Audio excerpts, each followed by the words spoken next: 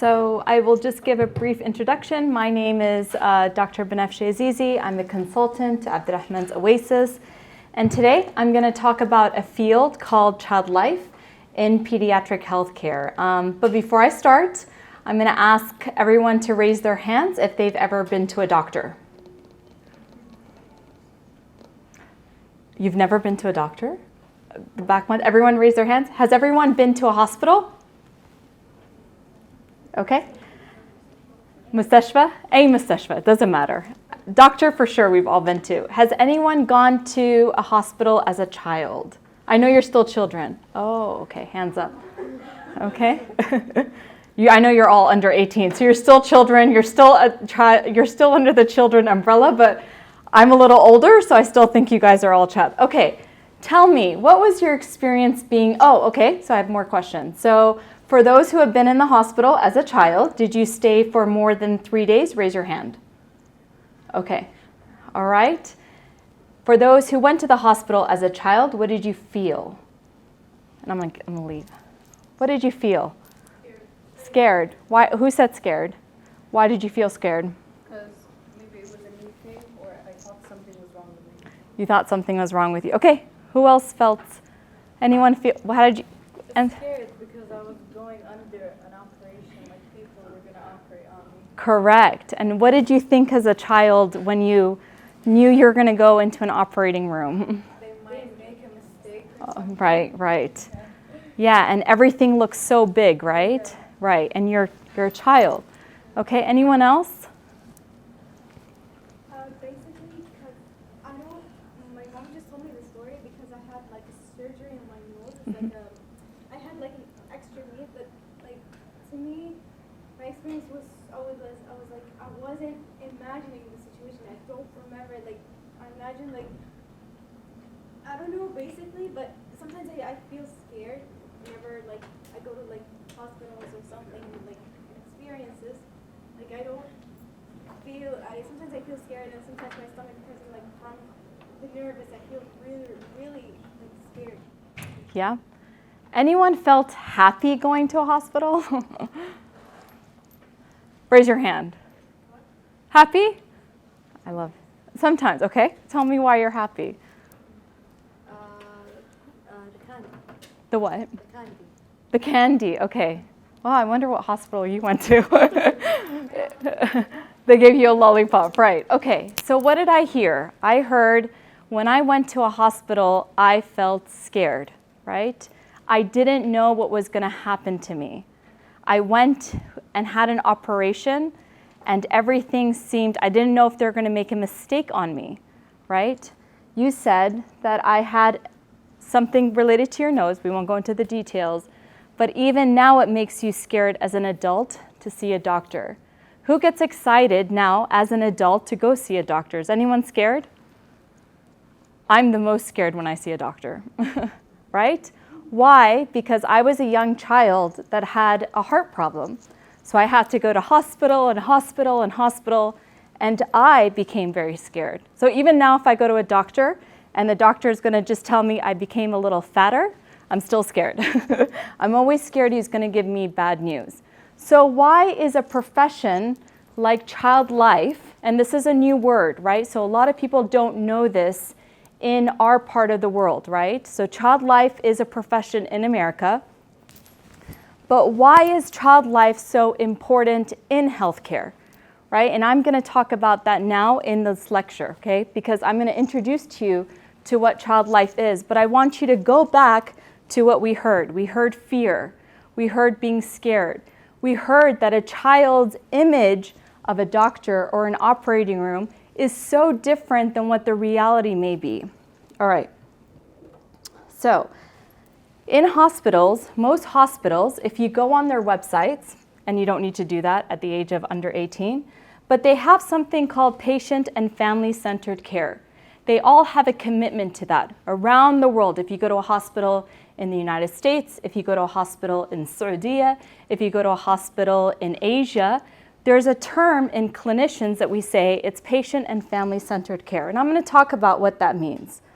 So patient and family-centered care basically says that when we have healthcare, it has to be a nice relationship or a beneficial relationship between the patient and the family and the healthcare professionals. Why? Because when children are sick, it's not just the child that's affected, it's also their family. And what is the goal of patient and family-centered care? So when you go to hospitals and they talk about patient and family-centered care, they say that it's really important to build a positive relationship between the patient, the family, and the healthcare providers.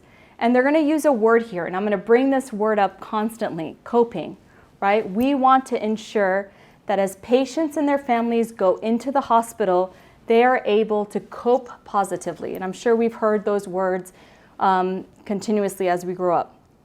Now, the whole philosophy is that each child is unique, each family is unique, and as healthcare providers, we must tailor our approach. We must give an approach that respects the family with trust, that treats the family with trust, dignity, and respect. What do I mean by that? You went to the hospital, right? You had an operation, and you had an operation, right? And I had an operation.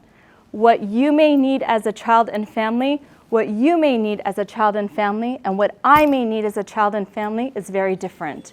So when we are healthcare providers, we don't say patient A, B, and C, right? Give them service A, service B, service C. Rather, my name is Bana. Your name is? What is it? Okay, and your name is? Okay, Tala, how many brothers and sisters do you have? I have a sister and a brother. And a brother. So you have 2 siblings. Do you have brothers and sisters? I have 5 siblings. Wow, okay. And I have 1, right? So if we stayed at the hospital for a very long time, maybe since you have 5 siblings, you were having a lot of activity in your room, right? They were entertaining you. I had 1 sibling, right? And maybe my sister was having a very hard time with my hospitalization.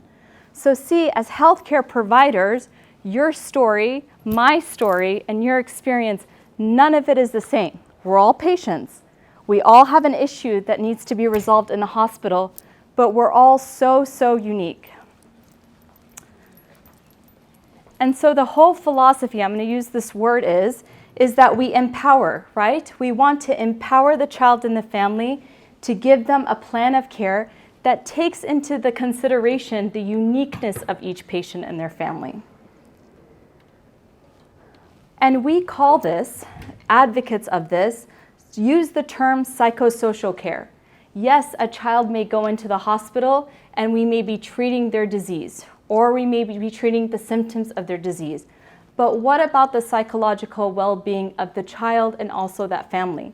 And so in psychosocial care, we say we worry about the child and their family, and what we try to do is, whether a child has a diagnosis or a procedure, is that we want to make sure that the child, during the hospitalization, during their medical journey, that we treat them as children and we allow them to engage in life as much as possible. And so what does that mean? That means that we want to meet patients and their families where they are. There was a study done about patients in the hospitals. This institute did a very nice study about what patients in the hospitals want. And they said there are 3 important things that patients are looking for. Provide me with comfort and support. Did you need comfort and support during your hospitalization? Yeah, of course. Right? Okay. Help me understand. If I came to you as a doctor now, and I think we're a bit adults now, and I said you need to have surgery, it's called Wolff-Parkinson's-White syndrome, and you're going to have a catheter ablation, would you understand anything that I just said? No. But what would you understand? You need to have surgery, right? What does that mean? Am I going to live in my surgery? So it's helping patients understand and then meeting them where you're at, right? Our levels of understanding is different. We all learn differently. That is the nature of being a human being. I learn differently, then you learn differently. But the patients in the hospital said, hello, doctors and nurses and all the healthcare professionals. There are a couple of things that we need you to do. Hi, are you here for the lecture? Yeah. Oh, come on in, have a seat. Are these our future doctors? Yes. Oh, great, then you definitely need to sit in this lecture. So what are the patients saying? The patients are saying, help me to understand, give me comfort and support, and meet me where I am. And so we believe that there is a group of professionals that are able to do this beautifully. And they are called child life specialists, they are called play therapists, they're called expressive art therapists, schooling, counseling, and other healthcare professionals. And I'm going to talk about child life. I am not a child life specialist. I speak very passionately about this subject. Actually, the child life specialist in this room is actually Julia Mahani. So everything that I'm going to speak about, she can speak about a bit more. Oh, come on in. Are you guys our future physicians? Yes. Come on in. Oh, I'm going to ask the same questions to our future doctors. Hello.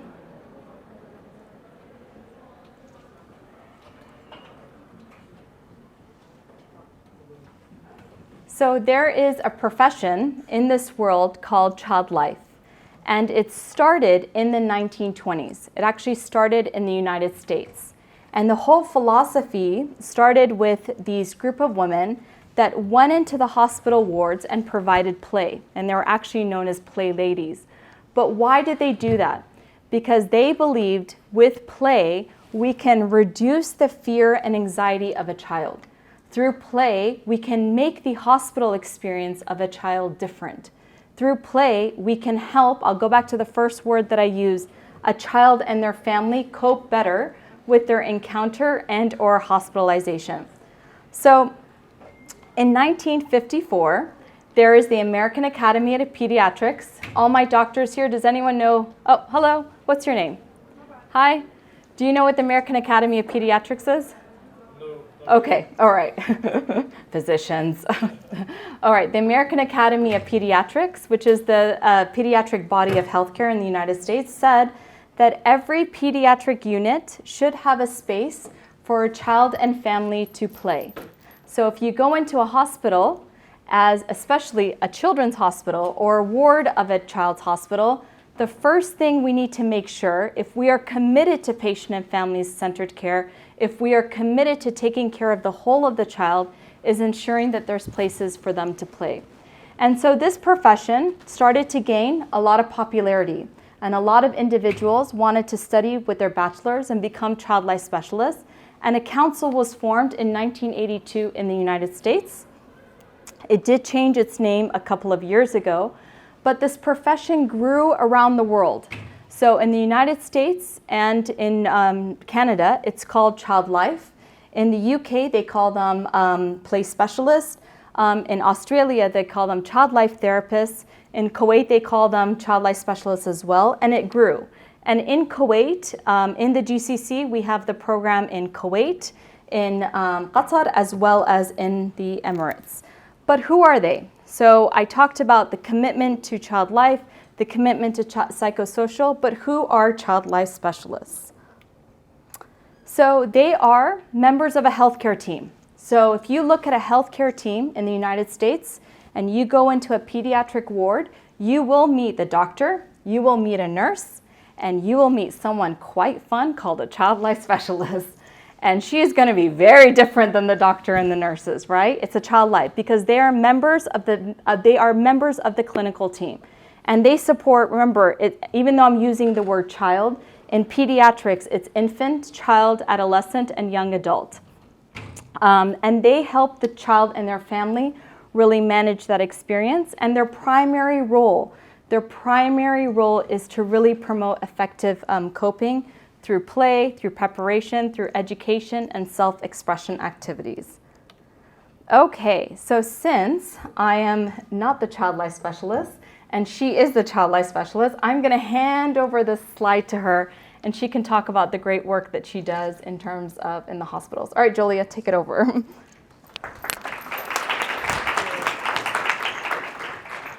I think it's fine. Okay, so promoting normal growth and development. How do we do that? So play is the main modality that a child life specialist uses in the hospital. So through play, we try to promote normal growth and development of children. So you always have to remember that a child is still a child in the hospital, right? And just because they're a patient or they're going through a specific journey, it does not take away from the fact that they're still a child. So opportunities for therapeutic play, art, and self-expression activities and other interactions which promote self-healing, self-expression, understanding, and mastery. So again, if you think of play arts being an outlet for a child to express themselves, and enjoy still being a child in the hospital. That is a modality that we use to promote normal growth and development. New diagnosis education is also something very important that we do. Like Dr. Bana mentioned, if someone comes in and gives you all those medical terms as a child, you don't understand what they mean. You'll just take the surgery part, and then as a child, you're going to go and start imagining stuff, right? So you're going to imagine like 10 people operating on you.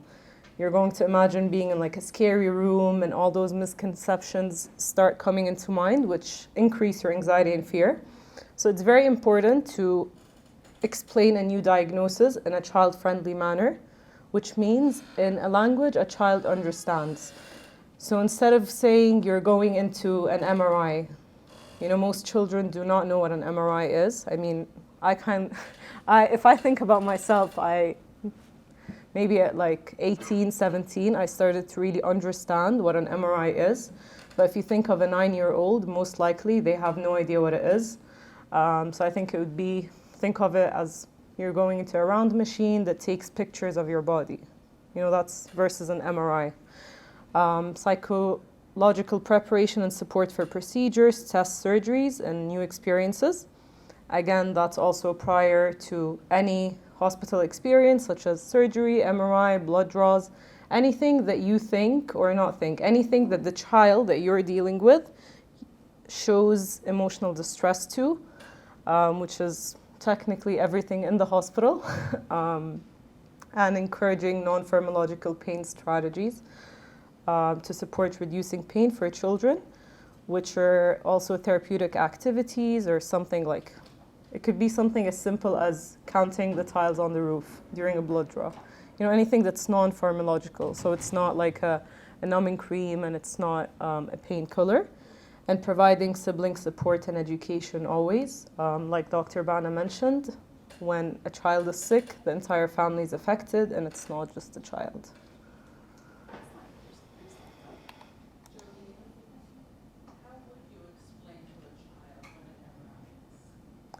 Sorry, MRI? Yeah. Okay.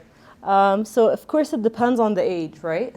So let's use an example of a 9-year-old or a 10-year-old, right? So if someone's 10 years old, try to think of it as something that they understand in real life. So something that they can relate to, right? So if you use a round wheel, for instance, you can relate it to a wheel because it's round. So you're going to go inside the wheel, it's going to take pictures of your body, and as soon as you come out, your parents are going to be there. You know, you might hear loud noises, and sometimes it's helpful to explain all the sensory inputs that they might feel or hear, so they have an expectation, because, you know, like the MRI has really scary noises. So if you tell a child you're going to hear that when you go in, they're expecting to hear it, and when they hear it, they're not really as scared. So you're trying to give them expectations of what they might experience in terms of sensory inputs during that experience. Good. Okay.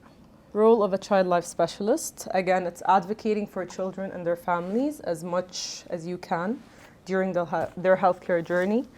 So really being that support person that they go to with the rest of the medical team, right? So we're going back into your working in collaboration. So if you feel like something might ease the process or the journey on the child and their family, it is within our role to advocate for that. Normalization of the environment, again, goes back to really considering and keeping in mind that a child is a child, and you're trying to make the environment as normal as possible. I know it's very hard in a hospital because it's not a normal environment, and it won't ever be a normal environment for a child. but you're trying as much as you can to incorporate little elements such as play, self-expression, providing choices, just giving them as much as you can in the environment to make it as normal as possible. Engagement with their community. So a lot of times when you think of children in the hospital, they fear losing contact with their friends, they fear not being part of society anymore, they fear a lot of things, social judgment and all of the other stuff. So it's important to keep them engaged, whether that was through video calls, creating a toy, or creating a bracelet for their favorite friend. Little stuff like that they feel like they're still part of that community and they're not completely disconnected. Providing grief and bereavement support and culturally sensitive legacy building for palliative care patients. I know that sounds very sad, but that is part of the job. So we are part of a child's journey from beginning to, unfortunately, sometimes post-death. Where we found child life areas of service include, but are not limited to, inpatient, outpatient, infusion bay, ORs, PICU, NICU, patients' bedsides, emergency department, immediate care unit, and obviously those areas are determined based on the hospital. So before you start a child life program, you always conduct an assessment to see where the need is. So they can technically be in any part of the hospital where a child is. You good? Yeah. All right. Thank you, guys. Okay. I'll quiz you at the end. No, I'm just kidding. This is like a non-grade. Okay. What do you think's happening here? I know it's a new diagnosis education. The answer is there. But what do you really think is happening here? And physicians, I'm going to call on you. Tell me, come on. What do you think's happening here? Why? You're showing him what's up? Did you say what's up? No, just kidding. Okay, what do you think happened here? So this is actually Jolia. So this is Jolia's patient. How old do we think this child is? How old? Okay. All right. 5. Okay, good. Around the same ballpark, right? We won't even, due to patient confidentiality, we won't give you any more information. What do you think the patient is getting educated on? His heart. Okay, doctors, why do you think Jolia took a doll that a child knows, right? She didn't go into the EKG rooms or the echo room. She took a doll. And she said, and EKGs, doctors, are they under anesthesia? No, right? It's a simple procedure. I've had an EKG done since I was a baby, right? And they scare me till this day. Jolia is saying, hi, patient X, we need to check your heart. Where is your heart? So she brought up a doll and she said, I'm going to show you where your heart is. And we're going to go get a test done. And I'm going to be there with you. And this test is going to check some things about your heart that the doctor is going to look like. And your mom is going to be there, and your dad is going to be there. And so what is she doing to the child? She's preparing the child. She's educating the child. Now, most doctors, not insulting the young doctors or the nurses, they will come into the child's room, like, yes, the child needs an EKG, we'll schedule it at 9 o'clock, and what does the child hear? Appointment, surgery, I'm going to die, heart, right? But the child life specialist comes in after that. She's like, I heard you're going to have a test done today. So let's find out what your test is. She just took what the doctor diagnosed and she brought it down to the level of this child. Why, if she didn't do that? Because the child's anxiety is here, right? Without Jolia coming in and working with the doctors, the child's anxiety is here. Even before the child goes into the room, you can hear the screaming and the crying. A child's cry is a hard cry. It's a hard one to listen to, right? But if she takes that time and works with the doctor and says, you know what, let's schedule the EKG at 10. I'm going to prep that child an hour before, so we're ready to go. What happens to the anxiety and the fear? It decreases. right? Child is not crying. Mom and dad that are having a hard time being at the hospital are seeing their child, I'm going to go back to that word, cope, right? As students, if anyone told us before we took an exam, you're going to walk into your exam room, there's going to be your exams laid out, and your pen's there, you have 30 minutes, you can have water, take a deep breath. Don't you think we'd all do better in our exams? Versus we go to our exam room and we're worried. It's called New Diagnoses Education, and they do that. All right, next quiz. What is happening here? What is the child doing in both pictures? Playing. Why is play important?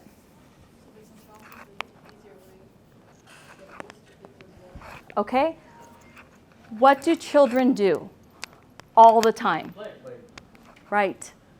Just because a child's in a hospital does not mean we cannot bring play to them. This child was probably in isolation, meaning the child could not go into the playroom. But what did we do? We said, you cannot come into the playroom, but play is going to come to you. And we're going to bring you a bunch of activities that you can choose from, giving the child a choice. Here, the child is playing. All right, next one. What is happening here? Role play. Why is role play important? Not the doctors, other people. I know you guys know this because this is child psychology. Doctors, I'm going to quiz you at the end of this so you're good pediatrics soon. Why is role play important? Has anyone played with their... Go ahead, tell me. Yeah, of course. Correct. Okay, what else? My young surgical patient. Well, I know we all had surgery, the three of us, so go ahead.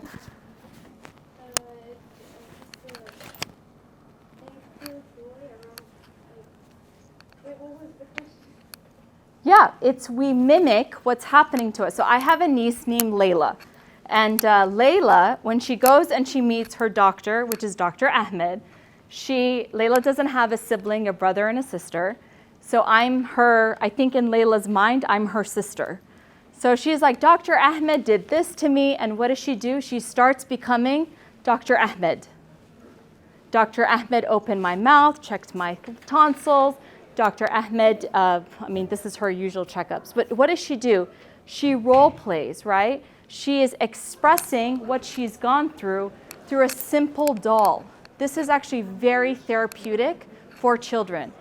In most playrooms, and actually all playrooms, in a child life room, we will always have a section, although this child is on the gas stove, which I don't know why, but maybe she wanted the child in the kitchen experience to be one. But in all of our playrooms, we will have a small little area where there is medical equipment and a doll. I have been in this field for 8 years. I have never not gone into a playroom and not seen a child playing with a doll. They want to mimic what they're going through. It's a way of expression. What's here? Now, doctors, you can talk. What's happening here? It looks like a child is being walked through the procedure they're going to undergo in the future. Okay. Okay. What's happening here? So the child is having blood drawn, and what is the child life specialist doing? Distracting the patient. Why? Because it brings away the focus from the blood draw. Very good, right? This is actually very important. This is called procedural support. So when doctors and nurses are undergoing a procedure with a child, they will be involved with it, and they'll actually start giving choice to the child. Do you want to look, or do you want to look away? There are many kids who will say, I would actually like to look. Do you want YouTube, or do you want me to blow bubbles? And these are all little things that we can do to distract a child, to bring down their to actually raise their coping and bring down their stress anxiety. Now, if a child life specialist is not there, a doctor can pull out a bubble and blow a bubble and say, we're not going to start. Let's just relax for a second. Has anyone seen those YouTube videos of the doctor that's giving a little vaccination, and he sings, and he sings, and he sings, and he sings, and he sings. The child's like this, right? It's going with the doctor, and then he pokes the child. And the child, for a second, doesn't even know that there's a needle that's gone into his thigh. And it's only probably when the injection is done, and it's probably the vaccination has gone through into the veins, that the child starts crying. But the child didn't cry because the doctor was giving an injection. The child probably cried from the after effect of the vaccination going into his system.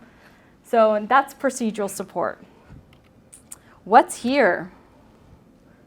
What's here? Anyone?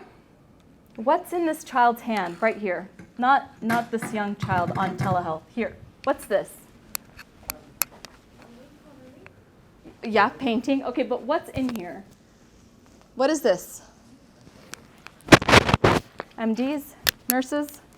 Okay, so this is called syringe painting.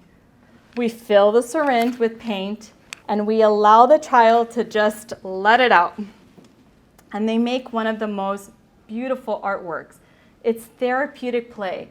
We're taking elements and bringing a therapeutic element to it. And what's here? Messy play. Children like to make a mess, right? And hospitals like to be infection control, clean as a bucket. But we want children to be children. So actually, this is a time where they play with foam, where they express themselves, where they're allowed to be kids. And it's so relaxing, right? Because in a hospital environment, have you ever gone to a hospital environment? It is spick and span and clean. And after COVID, infection control is so high. But we allow the space for children to engage in messy play. So I will say this. I wrote this quote at the very, towards the end of all these examples, because American Academy of Pediatrics, and I think this is a lesson of life, right? It says to play is the most natural autotherapeutic measure childhood affords. Whatever other roles play may have in the child's development, the child uses it to make up for defeats, sufferings, and frustrations. I believe this also extends to adults. Have you seen all these adult coloring books that are so expensive, right? Why are they asking adults to color? Is it to color, or is it to be play? Because play brings out creativity. When you play, it's actually therapy for both the child and also the adult. Now, our goal with this presentation is to build the awareness for you young professionals that there is a field called child life. And there are individuals around this world that are child life specialists. And there is an accrediting body that helps you, that has some rules for you to become a child life specialist. My parents, unfortunately, I'm a doctor on another level, but my parents always wanted me to be a doctor. Now, if I could go do my career over again, I probably would have been a child life specialist. Why? Because child life brings in the medical. If you want to make an impact in hospitals, but you don't want to go to med school, you can't stand the sight of blood. I can't stand the sight of blood. But you want to be a part of a child's experience in the hospital. You want to help them cope better. There is such thing as a profession. And I think as young individuals out there who are thinking about their future, there is a profession called child life. And the profession states that to become a child life specialist, you have to have a bachelor's degree, and you have to finish 10 courses that can help your understanding in child life, as well as you will have to go through a clinical internship. So doctors and nurses, they are in the classroom, but they also have to have clinical internships or clinical rounds in order to help them become doctors or nurses, and the same thing for child life. All right. And our goal, Abdulrahman's Oasis's goal, where the founder is sitting behind you, is to build child life programs in hospitals across Saudi Arabia.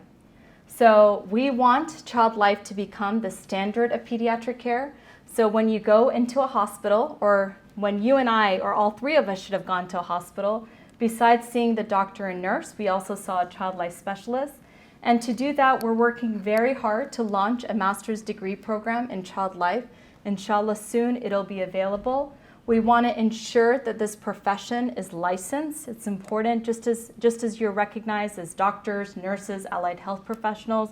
Child life specialists are also are licensed. And we want to build this in the hospital system. You now know there's a profession called child life. And if you're passionate about working with children and their families, hopefully, although time is quite elusive, our goal is to make sure that this profession is within the hospital systems. And as always, we want to make sure people are aware about what child life is and the impact of it in pediatric healthcare. Okay, I always say this, and I want everyone to leave with it, is always remember that sometimes real superheroes live in the hearts of small children that are battling big battles. I'm going to show you a presentation of what a day of a life of a child life specialist looks like. If I can figure out how to use this. I'm just kidding. Oh, actually, Electrify your metabolism. no, here we go.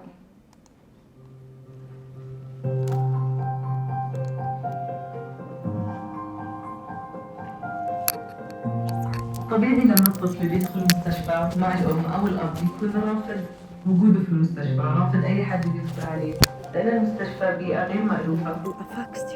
أنا جوليا مهني أخصائية حياة الطفل معتمدة. أخصائيين حياة الطفل بيشتغلوا في المستشفى مع الطفل وعيلة الطفل عشان نقدم لهم الدعم اللازم لتخطي مرحلة المستشفى. في بيئة غريبة على الطفل زي المستشفى بيكون من الطبيعي إنه هو عنده مشاعر الخوف والقلق ومشاعر كتير تانية. فدوري أنا كأخصائية حياة الطفل إني أدخل وأحاول إني أفهمه ليه هو موجود أو أي حاجة هو ممكن يمر بيها في المستشفى، بحاول أشرحها له بلغة هو يكون بيفهمها. عشان كده بنستعمل اللعب كوسيلة عشان الأطفال بطبيعتهم خيالهم واسع، واللعبة دي حاجة طبيعية على الطفل وحاجة هو أوريدي عارفها، فبنستعمل اللعب عشان نوصل المعلومة بأحسن صورة ممكن. الناس دايما في المستشفى بتربطنا باللعب، وهو اللعب جزء مهم جدا من شغلنا، لكنه جزء بسيط بس من الشغل اللي احنا بنعمله في المستشفى مع الطفل والعيلة. كأخصائية حياة الطفل أنا في المستشفى بشتغل مع دكاترة وممرضين وأخصائيين تانيين كتير عشان نلبي احتياجات الطفل والعيلة. الدعم اللي بنقدمه في المستشفى بيكون بأشكال مختلفة، زي مثلا شرح أي تشخيص جديد عند الطفل أو شرح أي إجراء طبي جديد عند الطفل، وكمان بنقدم حاجة اسمها الإلهاء خلال الإجراءات الطبية. الإلهاء ده بيكون أي حاجة الطفل ممكن يركز عليها غير الإجراء الطبي، ممكن يكون آيباد أو أي حاجة تانية مفضلة عند الطفل هتشد انتباهه خلال الإجراءات الطبية. كنت دايماً عارفة إني عايزة أشتغل مع الأطفال وفي المستشفى، بس ما كنتش عارفة إيه المجال بالظبط اللي أنا عايزة أشتغل فيه. بعد ما دورت لقيت إن أخصائيين حياة الطفل موجودين في أمريكا من 1920، فبدأت أدور ولقيت إن أنا لازم أخد كورسات محددة وامتحانات عشان أوصل لمرحلة أخصائية حياة الطفل معتمدة. حبيت التخصص ولقيت إن هو لايق على شخصيتي، وفي من الصفات الكتير اللي أنت محتاجها عشان تبقى أخصائية لقيتها في شخصيتي، زي مثلا المرونة، لأن في المستشفى وأنت بتشتغل مع الأطفال بيبقى كل يوم مختلف، ما بيبقاش فيه يوم زي التاني، ولما بتشتغل ما بتبقاش عارف إزاي يومك هيكون. المهنة بالنسبة لي مجزية عشان أنا بشوف الفرق على الأطفال أول ما بيدخلوا المستشفى من غير الدعم والشرح اللازم اللي هم محتاجينه عشان يتخطوا المرحلة، وبعد ما إحنا كأخصائيين حياة الطفل بنقدم لهم الشرح اللازم بنشوف الفرق، بنشوف إن الخوف عندهم بيقل. فده بالنسبة لي بيكون شعور جميل، وأتمنى أن يتم تفعيل قسم حياة الطفل في جميع المستشفيات.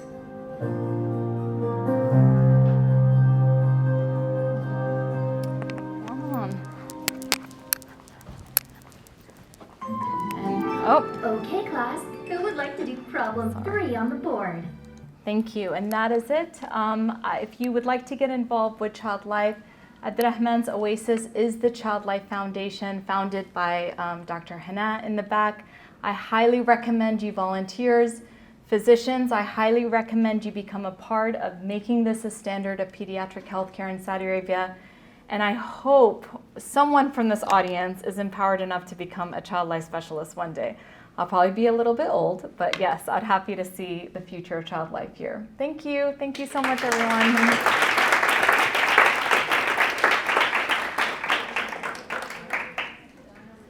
And that is it. That is done. Oh, question and answer. Sorry, I just talk. Anyone have any? What's the quiz at the end? Yeah, well, question and answer. No. Okay.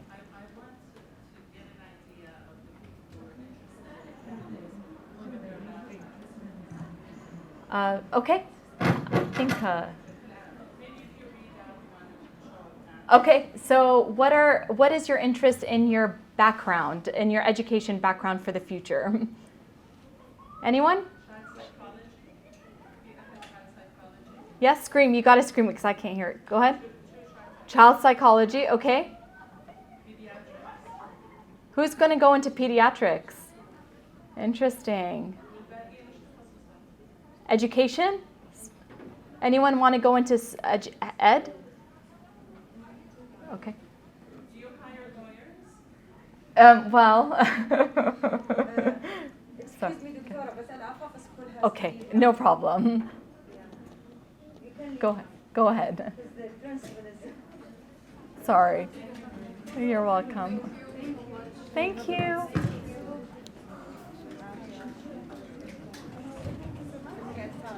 Hello. The video wasn't Arabic. I didn't understand. Okay, she can explain it.